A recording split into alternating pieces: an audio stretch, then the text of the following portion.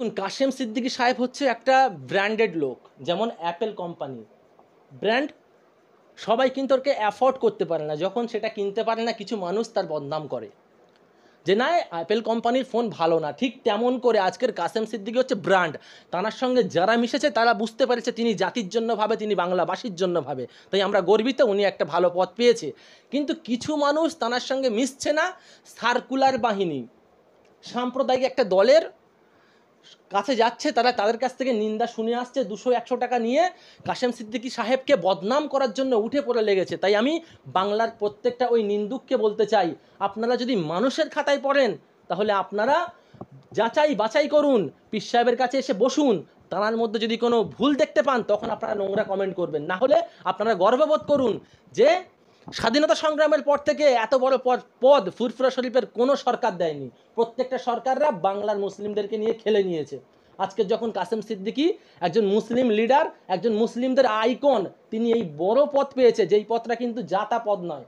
ওই পদ পাওয়ার জন্য বহু মানুষ বছরকে বছর ঘুরে গেছে তবু পায়নি। শুধু কাশেম সিদ্দিকী একজন যোগ্য ব্যক্তি, সেই জন্য আমাদের মানবিক মুখ্যমন্ত্রী তাকে সেই পদটা দিয়েছে, যাতে আমাদের মানুষের জন্য কাজ করতে পারে, বাংলাবাসীর জন্য কাজ করতে পারে। আজকে তিনি কাজ করছেন, বহু প্রমাণ আছে। এই তো মোট 1.5 মাসের মতো উনি পদ পেয়েছেন, তাহলে 1.5 মাসের মধ্যে যা কাজ করেছে, অন্যান্য দলে যারা সার্কুলার বাহিনীরা বড় বড় ভাষণবাজি করে বেড়াচ্ছে তারা 5 বছরে সেই কাজ করতে পারেনি। রীতিমতো একটা ভিডিও ভাইরাল হচ্ছে 21শে জুলাই মঞ্চে যখন স্টেজটা হয়েছিল তার একটা পর্যবেক্ষণ করতে এসেছিল ঠিকঠাক হয়েছে কিনা। সেখানে কাসেম সিদ্দিকী গিয়ে মুখ্যমন্ত্রীর সাথে কিছু কথা বলতে যায়, সেখানে মুখ্যমন্ত্রী হাত থেকে বলছে একটু পিছনে গিয়ে বসুন। এই ভিডিওটা খুবই ভাইরাল হচ্ছে, কি বলবেন? দেখুন, আজকের 21-এর মঞ্চে ওঠাটাই বড় বিষয়। ওখানে বহু মন্ত্রী এমএলএরাও উঠতে পারে না, সেখানে কাশেম সিদ্দিকীকে খাস করে তোলা হয়েছে, এটা বাংলাবাসী সবাই জানে।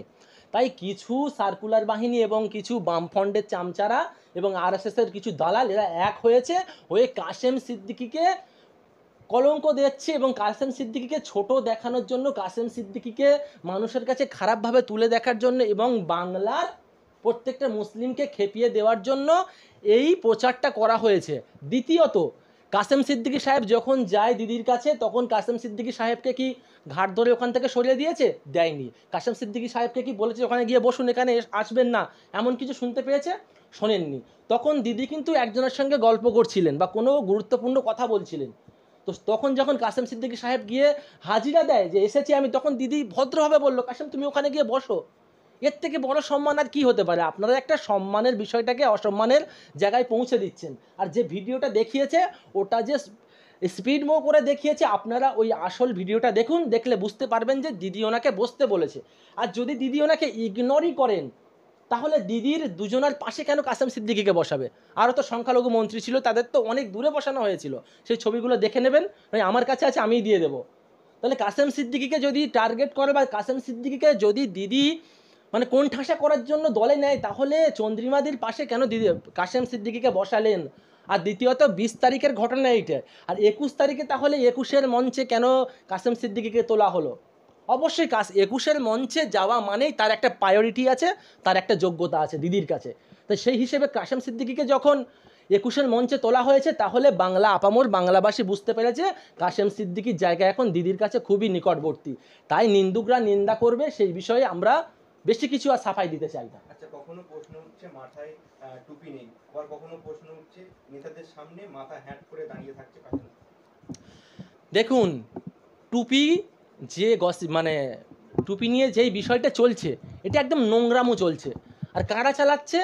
কিছু চামচা চালাচ্ছে। আর আরএসএসের চামচা তো আছেই, এবং বামফ্রন্টের কিছু চামচা এবং সার্কুলার বাহিনী, এই তিনটে মিলে এক হয়েছে, হয়ে এই নোংরামোটা চালাচ্ছে।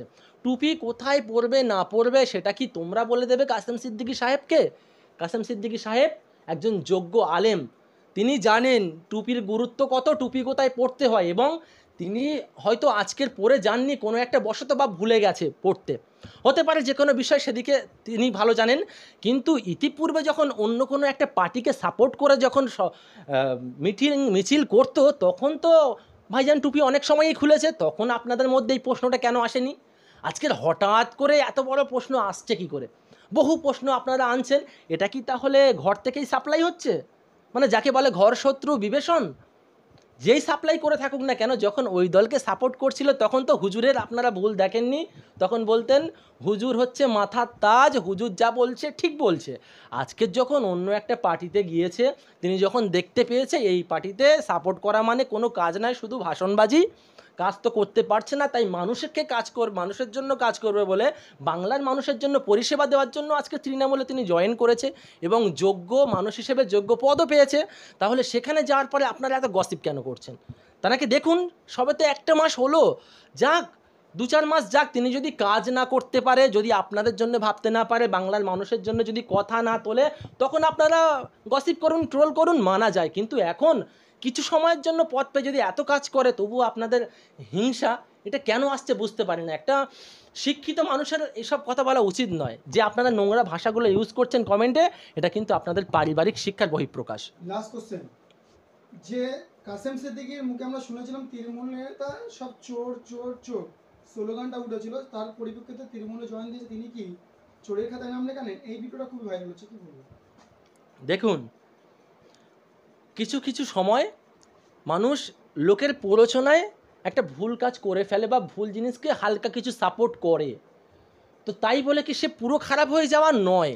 সে যখন বুঝতে পারলো যে ওখানে ভুল কাজ হচ্ছে না, কিছু হবে না, তাহলে সেখান থেকে আমি সরে এসে, যারা ওনাকে ভড়কেছিল ওনার মানে কোনো ব্যক্তির বিরুদ্ধে যে ওই ব্যক্তিটা খারাপ, আপনার নামে এই বলছে হেন তেন, তিনি হয়তো তাদের প্ররোচনায় বলে ফেলেছিল।